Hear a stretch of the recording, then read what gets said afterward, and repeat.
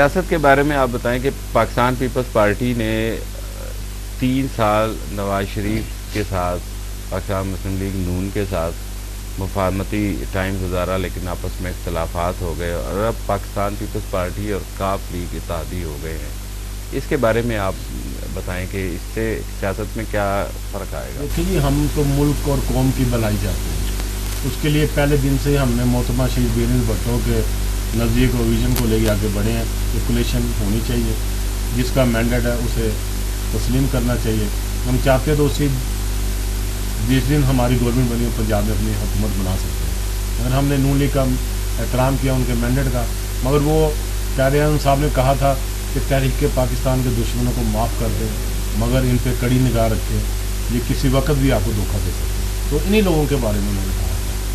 तो ये पाकिस्तान के साथ और पाकिस्तान के अवाम के साथ मुखलस नहीं है। ये जब मुश्किल में आते हैं तो रात के अंधेरे में डील करके मुल्क छोड़ के चले जाते हैं।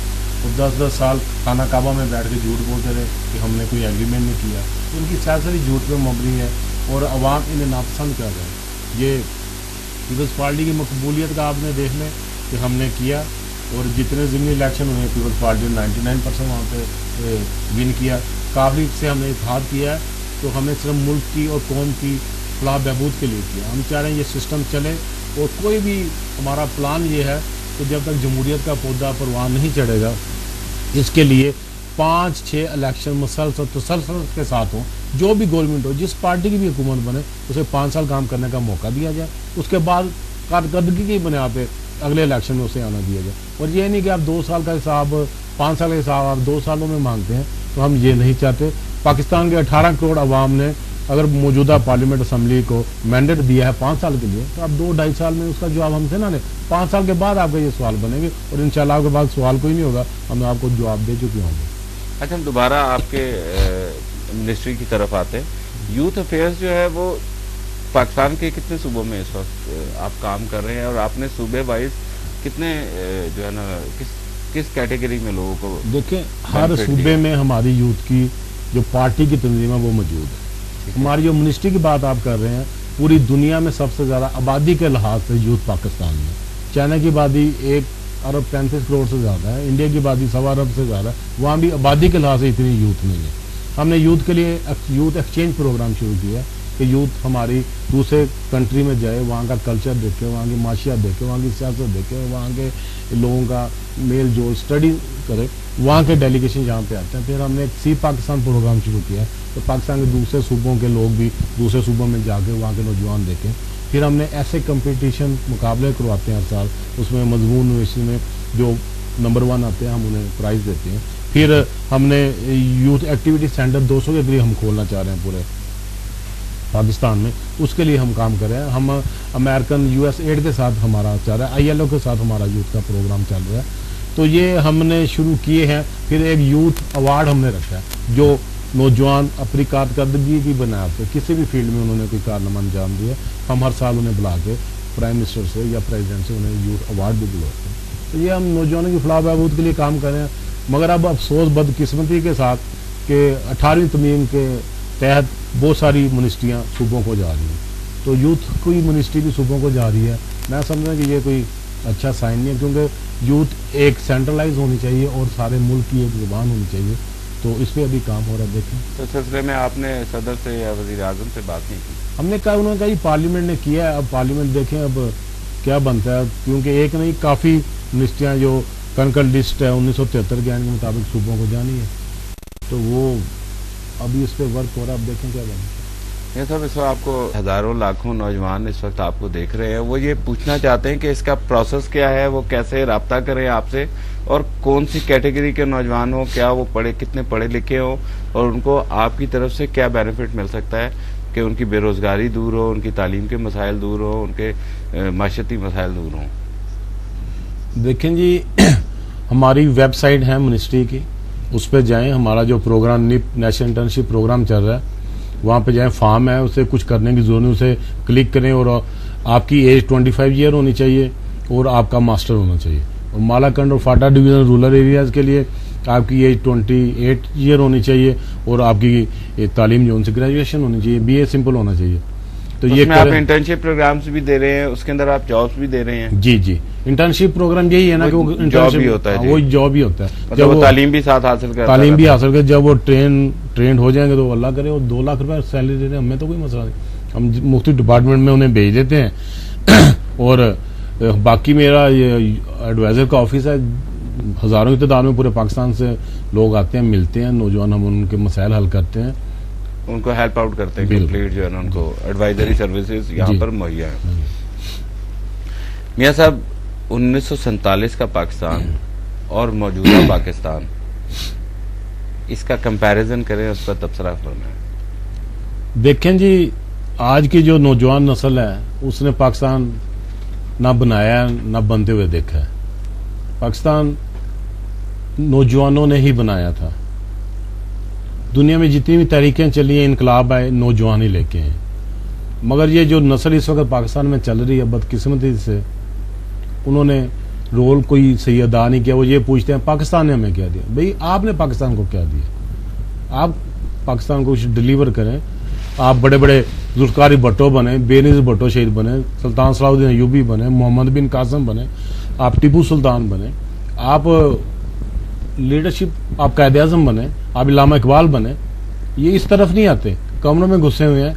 मगर लेकिन मैं मैं आपकी बात काटता हूँ, नौजवान नस्ल इन तमाम जो है ना चीज़ों को हासिल करना चाहती है, इन तमाम मकाम को हासिल करना चाहती है, लेकिन यहाँ बहुत सारे मसाइल हैं। बेरोजगारी यहाँ पर मसला है, महंगाई यहाँ पे मसला है, लोड शेडिंग यहाँ पर स्टूडेंट्स के लिए मसला है। तो अभी हुकूमत ने वो सहूलियात ही नहीं दी अवाम को कि अवाम उस सोच की तरफ जाए कि जहाँ वो तामीरी काम करे। तो इसके लिए क्या मतलब इसके बारे में फरमाते हैं? अब 1947 की बात कर रहे हैं, उस वक्त एक कौम को एक मुल्क की जरूरत थी। 1947 में एक कौम को एक मुल्क की जरूरत थी। आज 2011 में है, एक मुल्क को एक कौम की जरूरत है। हम कौम नहीं बन सके, हम तबकात में अवाम हैं, बटे हुए, बिखरे हुए हैं। तो आप पाकिस्तान के लिए कुछ करें। ये महंगाई, बेरोजगारी, ये तो दुनिया में हर जगह है, चलता रहता है। ठीक है, आप आगे बढ़ें। टीम में जो छिक्का चौका मारेगा मैच जिताएगा, नाम तो उसी का होगा। तो आप वो छिक्के चौके मारने वाले बने, आप जीरो पे आउट ना हो। आप काम करें, अपने मुल्क के लिए काम करें। सारे काम हुकूमत ने नहीं करने, अवाम ने भी करने, नौजवानों ने भी करने।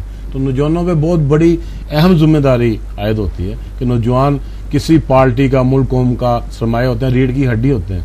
तो नौजवानों ने ही मुल्क को लेके आगे बढ़ना। तो नौजवानों ने बड़े बड़े इनकलाब बर्पा किए हैं। तो पाकिस्तानी नौजवानों को चाहिए कब्रों से बाहर इनकलाब भी एक नौजवान ने ही किया। पाकिस्तानी नौजवानों को चाहिए कि ये ना कहे कि पाकिस्तान ने हमें कह दिया, आपने पाकिस्तान को कह दिया। आगे बढ़े, क्योंकि आपने तो पाकिस्तान, जो आज का नौजवान है, ना पाकिस्तान बनाया ना उसने बनाने में भरपूर किरदार। हाँ, आज का नौजवान पाकिस्तान को बचाने में, तरक्की करने में भरपूर किरदार अदा कर सकता है और उसे करना चाहिए। और उसी के लिए हमारी मिनिस्ट्री काम कर रही है। अभी तक कितने नौजवान इधर से बेनिफिट ले चुके हैं आपके इदारे से? तादाद ही यानी बेशुमार। हम तो किसी को ना ही नहीं करते, जो नौजवान आए काम करें उसके साथ। मियां साहब, पाकिस्तान के मुस्तकबिल के बारे में फरमाइए और हमारी नौजवानों को आप जो पैगाम हक टीवी के जरिए देना चाहते हैं वो एक मैसेज दीजिए। देखें जी, मैं समझता हूँ पाकिस्तान का मुस्तकबिल यूथ से, नौजवानों से वाबस्ता है। पाकिस्तान का मुस्तकबिल यूथ से, नौजवानों से वाबस्ता है। और इंशाअल्लाह ताला जब तक पीपल्स पार्टी है, जब तक हमारे यूथ के लड़कों में दम है, सांस है, खून का आखिरी कतरा है, पाकिस्तान की सालमियत और बका के लिए वो बड़ी से बड़ी कुर्बानी देने के लिए तैयार हैं, भागेंगे नहीं। और इंशाअल्लाह पाकिस्तान को तमाम मसाइल से निकालने में यूथ भरपूर किरदार अदा करेगी। मेरी यूथ से ये दरख्वास्त है कि अपने हर काम से प्यार करें, इश्क करें, मोहब्बत करें। अगर आप स्पोर्ट्समैन हैं तो अपनी गेम से करें, अगर आप स्टूडेंट हैं तो अपनी तालीम से, किताबों से करें, अगर आप बिजनेसमैन हैं तो अपने बिजनेस से करें, अगर आप कारोबार कर रहे हैं या जॉब कर रहे हैं तो अपनी नौकरी से प्यार, मोहब्बत, इश्क करें। जब तक आपके दिल में ये बात नहीं आएगी, आपका मुल्क तरक्की नहीं कर सकेगा। और आप आज का काम कल पे ना छोड़ें, आज का काम आज ही खत्म करें। कायद-ए-आज़म साहब ने कहा था काम, काम और काम। जब तक हम इस रवश पे नहीं आएंगे, हमारा मुल्क तरक्की नहीं कर सकता, हमारी कौम तरक्की नहीं कर सकती। और खुदा के लिए एक कौम बने। और पाकिस्तान में बहुत टैलेंट है, पाकिस्तान में हर चीज़ अवेल है, सिर्फ सही पटरी पे चलाने की ज़रूरत है। चाइना ने पाकिस्तान को 50 F-17 थंडर तैयारे दिए हैं, तो इस कामयाबी के बारे में, इस दौरे की कामयाबी के बारे में आप क्या कहते हैं? देखें जी, बड़ा कामयाब दौरा है। और ये जो चाइना से जहाज़ लेके आए हैं हम, मैं समझता कोई और पार्टी बड़े सियासी यतीम अदाकार बातें करते हैं, जो मुल्क में नहीं आना चाहते थे, जो इलेक्शन का बाइकाट करना चाहते थे, जो जब भी मुल्क क्राइसिस में हुआ वो भाग जाते हैं, तो पीपल्स पार्टी को किरदार मिलता है। तो मैं समझता हूँ आज जो भी कुछ पाकिस्तान में है, पीपल्स पार्टी की वजह से, भट्टो ख़ानदान की वजह से। एटमी टेक्नोलॉजी कौन लेके आया? एटम बम कौन लेके आया? हम लेके आए, पीपल्स पार्टी रहे। इस मुल्क को आइन किसने दिया? हमने दिया। ख़त्म नबूवत का मसला किसने हल किया? हमने हल किया। कैदी भारत से चढ़ाए, हज़ारों मुरब्बा मील इलाका छड़ाया। पाकिस्तान की तारीख में पहली मरतबा शनाख्ती कार्ड कौन लेके आया? हम लेके आए। पासपोर्ट कौन लेके आया? हम लेके आए। गरीबों को हकूक़ किसने दिया? बोलने की ज़ुबान किसने दी? हमने दी। फैक्ट्रियों में, कारखानों के मजदूरों को किसने मालिक बनाया? हमने बनाया। मगर जब F-16 कौन लेके आया? हम लेके आए। एटमी मिसाइल टेक्नोलॉजी कौन लेके आए? मोहतरमा शहीद बेनज़ीर भुट्टो लेके। ठीक है। और अब ये हमारे प्राइम मिनिस्टर साहब जहाज़ लेके आए हैं, मैं समझता हूँ बहुत बड़ा कारनामा है। हमने ये सब कुछ किया। अगर वो लोग हमें काम करने दें, हमें मौका दें, हमें 5 साल के बाद सवाल करें, फिर हम आपके पास सवाल नहीं होंगे। तो हम काम करें, मुल्क कौम की बेहतरी के लिए काम करें। और पीपल्स पार्टी ने हमेशा वो काम किया जो मुल्क और कौम की बेहतरी के लिए। जब भी डिक्टेटरशिप आई, आमरीत आती है, तो सारी पार्टियाँ, जो लोग सियासी अदाकार टीम है, आमरों के डिक्टेटरों के कदमों में बैठ जाते हैं जाके। हमने तो कभी कॉम्प्रोमाइज़ नहीं किया। हमने तो हमेशा उनके खिलाफ स्ट्रगल किया। 11 साल किया, 12 साल किया, 9 साल किया। और हमने हमेशा जमहूरियत के लिए और आवाम के लिए काम किया। तो ये जो सब कुछ आ रहा है पाकिस्तान में, ये बेनज़ीर इनकम सपोर्ट दुनिया का सबसे बड़ा प्रोग्राम है, जिसे 70 लाख ख़ानदानों को फ़ायदा पहुँच रहा है। 78 अरब रुपये हम दे चुके हैं। 70 लाख चूल्हे जलेंगे। ये पीपल्स पार्टी का काम है। आज तक किसी ने नहीं किया। लोगों ने तो यहाँ पे तंदूर के नाम पे, सस्ती रोटी के नाम पे और स्कूलों के नाम पे अरबों रुपये कमाए हैं, खाए हैं। हमने तो लगाए हैं। लोग नज़र आ रहे हैं, लोगों के चूल्हे जल रहे हैं। हमने हमेशा नौकरियाँ दी हैं और हमारी ये कोशिश जारी रहती है। मगर इसी कोशिश में हमारी शहीद बेनज़ीर भुट्टो, आसरी ज़रदारी और प्राइम मिनिस्टर को जेलों में जाना पड़ा, उन पर मुकदमात बने। हम तो रोज़गार देना चाहते हैं, मगर जो मुखालफिन आते हैं वो रोज़गार छीन लेते हैं। वो हमारे भर्ती किए हुए अवाम, गरीब लोगों को निकाल देते हैं।